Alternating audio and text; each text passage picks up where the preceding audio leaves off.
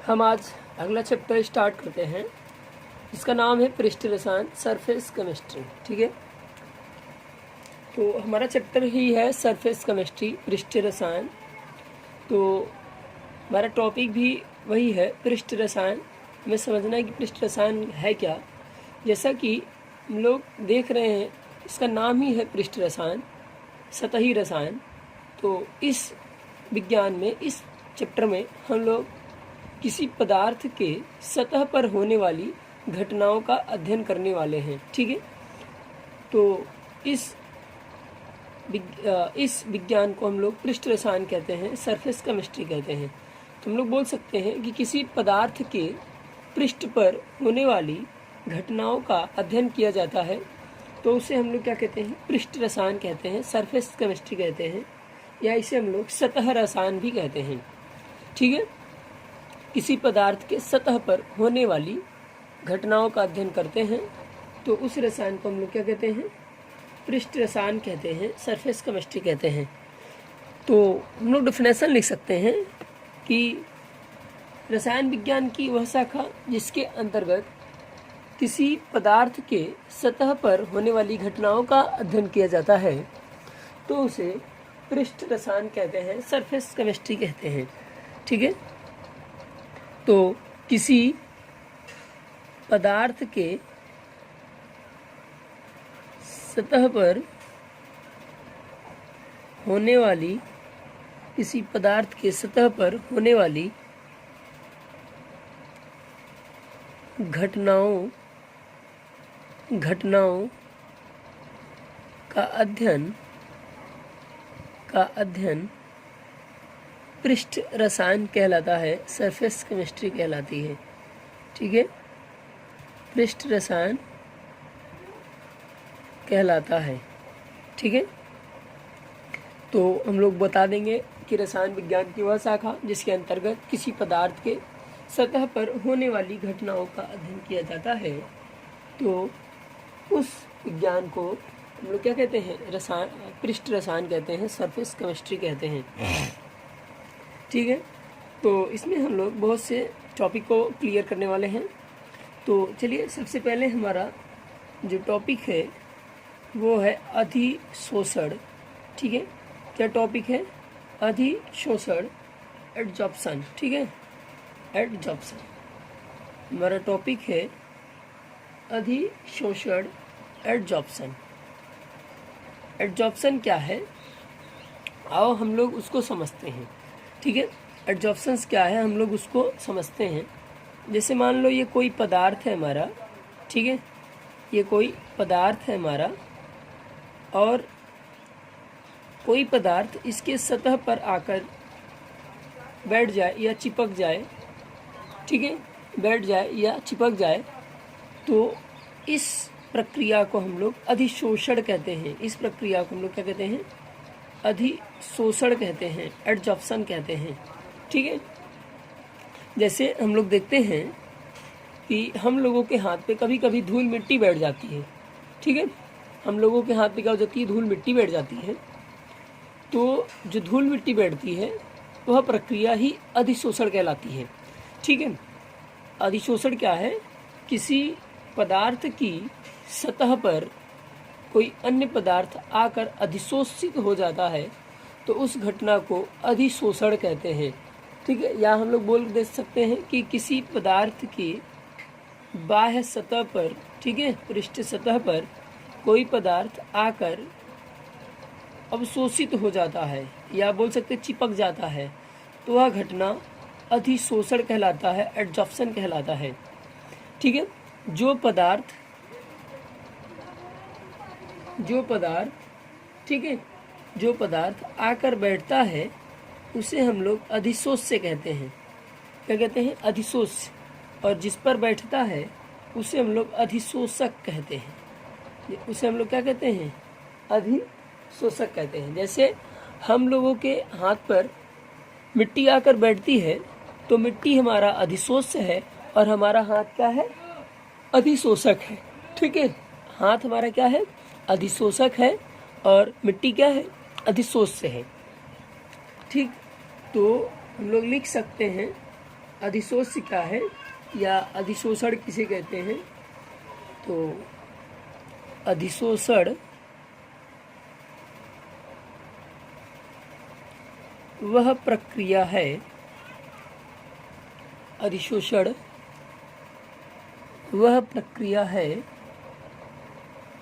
जिसमें किसी पदार्थ की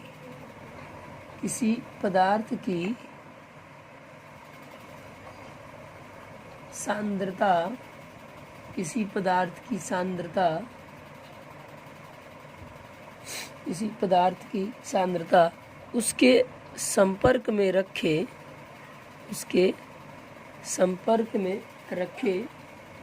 पृष्ठ की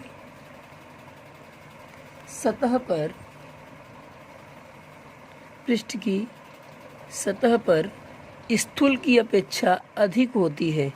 स्थूल की अपेक्षा अधिक होती है। आओ हम इसको समझाते हैं डिफिनेशंस को, क्या क्या रहा है ये। यानी अधिशोषण वह प्रक्रिया है जिसमें हमारा जो पदार्थ की सांद्रता है वो बाहर अधिक होगी और अंदर क्या होगी, कम होगी। ठीक है, तो अधिशोषण वह प्रक्रिया है जिसमें किसी पदार्थ की सांद्रता अंदर की अपेक्षा बाहर क्या होती है, अधिक होती है। तो वह प्रक्रिया हमारी क्या कहलाती है, अधिशोषण।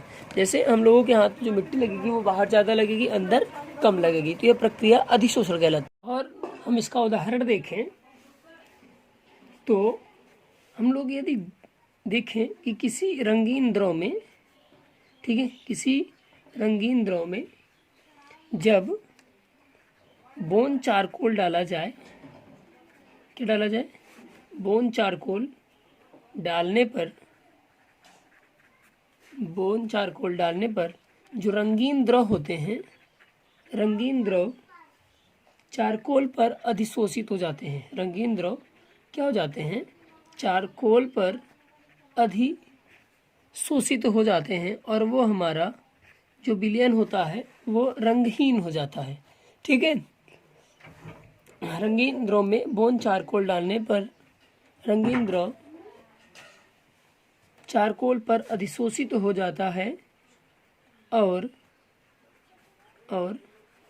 विलयन रंगहीन हो जाता है, और विलयन रंगहीन हो जाता है। यह हमारा अधिशोषण का प्रक्रिया कहलाती है। ठीक, यह हमारी अधिशोषण की प्रक्रिया कहलाती है। अगला हमारा एग्जाम्पल्स क्या है, यदि किसी पात्र में, यदि किसी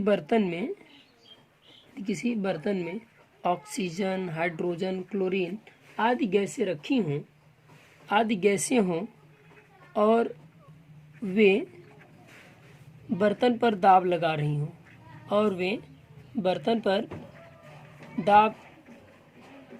लगाती हों, तो उस पात्र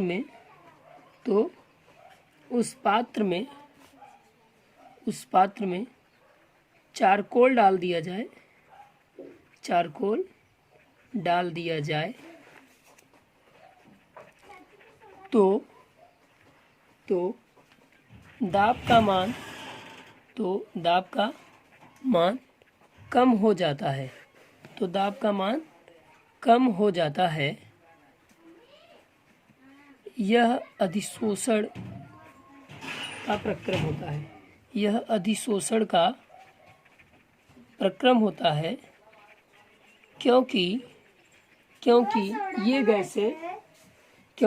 ये गैसें चारकोल पर अधिशोषित हो जाती हैं, चारकोल इन्हें अधिशोषित कर लेता है। ठीक है, यह प्रक्रम अधिशोषण कहलाता है हमारा। अगला पॉइंट, अधिशोषक पदार्थ क्या है। जानते हो, जिस पृष्ठ पर अधिशोषण की प्रक्रिया होती है वह अधिशोषक कहलाता है। जैसे मानो ये पदार्थ है हमारा और इस पे कोई पदार्थ आके बैठ रहा है, अधिशोषित हो रहा है, तो वह पदार्थ क्या कहलाता है, अधिशोषक। ठीक है, तो लिख सकते हैं वह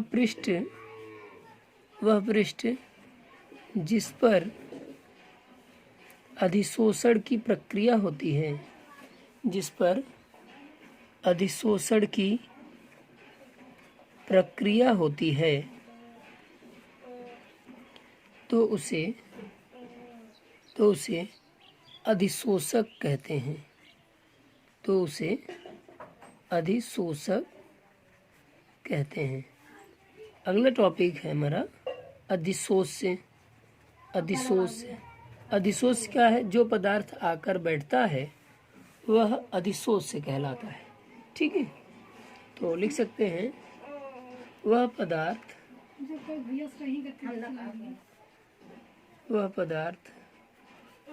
जिसका अधिशोषण होता है, तो वह अधिशोष से कहलाता है। तो वह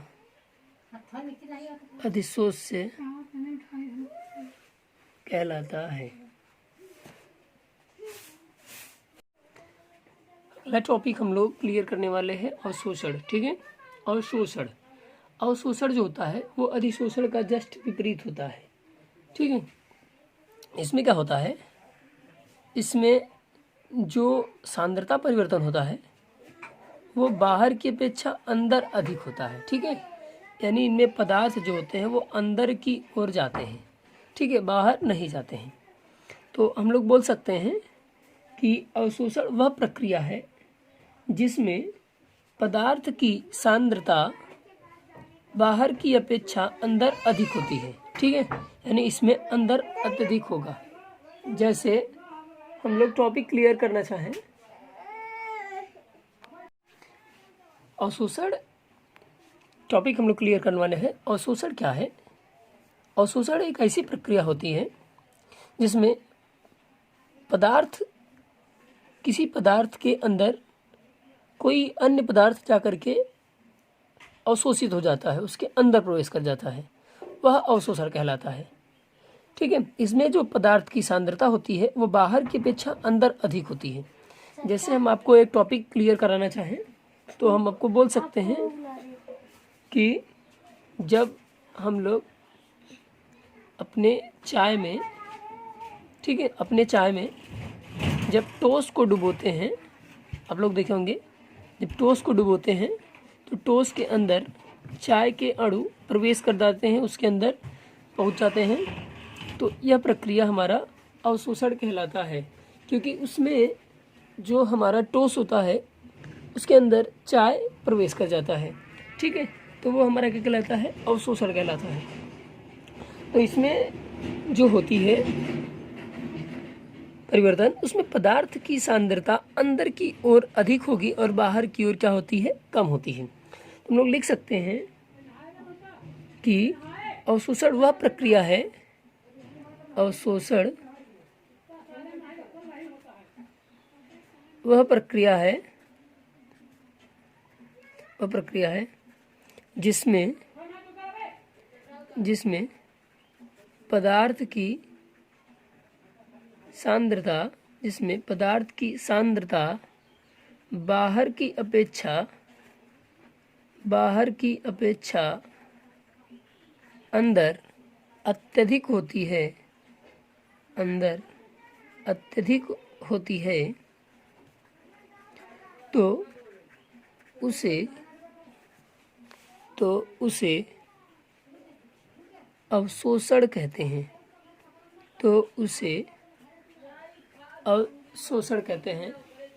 अब्जॉर्प्शन कहते हैं। ठीक है, अब्जॉर्प्शन क्या है? इसके अंदर पदार्थ की सांद्रता बढ़ जाती है, बाहर कम हो जाती है। यानी जो पदार्थ होता है उसके अंदर कोई अन्य पदार्थ क्या कर जाता है? प्रवेश कर जाता है।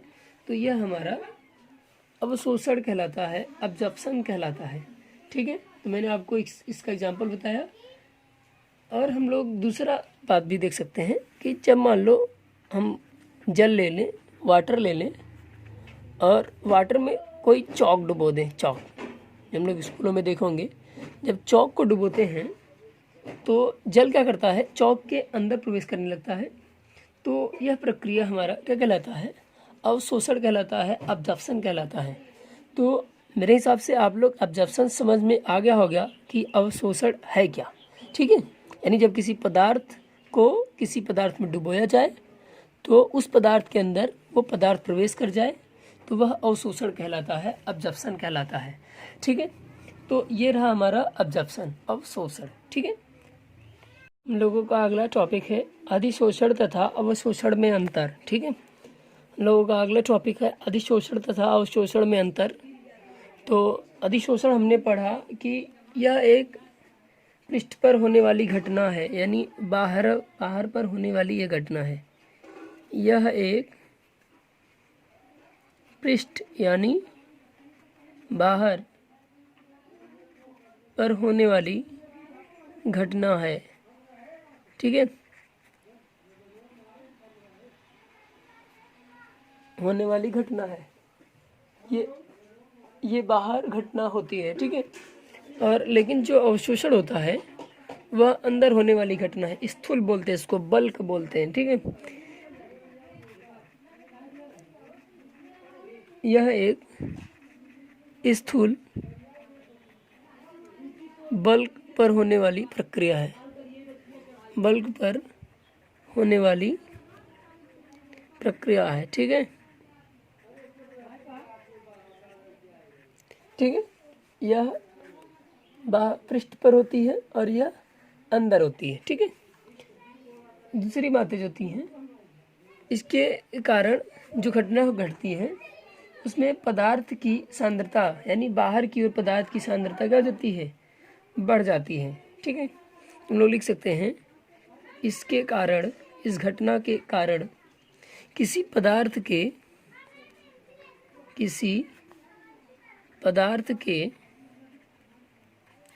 संपर्क में आने वाले पृष्ठ पर यानी ऊपर ना, पृष्ठ पर उस पदार्थ की सांद्रता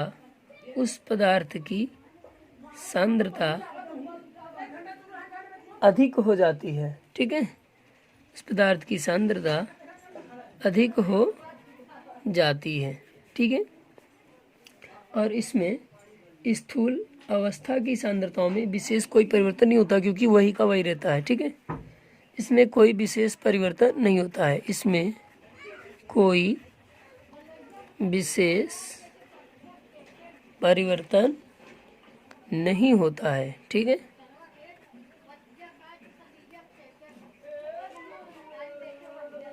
अगला टॉपिक क्या है, यह एक ऊष्माक्षेपी प्रक्रम है। यह एक ऊष्माक्षेपी प्रक्रम है, यानी यह जब घटना होती है तो इसमें ऊष्मा उत्सर्जित होती है, ऊष्मा मुक्त होती है और इसमें कोई ऊष्मा का प्रक्रम नहीं होता है। ठीक है, इसमें कोई ऊष्मा का प्रक्रम नहीं होता है। ठीक है, इसमें कोई ऊष्मा का प्रक्रम नहीं होता है। ठीक, और हम लोग एग्जाम्पल्स ले सकते हैं। ठीक है, एग्जाम्पल्स ले सकते हैं कि रंगीन द्रव में चारकोल डालने पर विलयन यानी रंगीन द्रव विलयन रंगहीन हो जाता है, ठीक है, विलयन रंगहीन हो जाता है।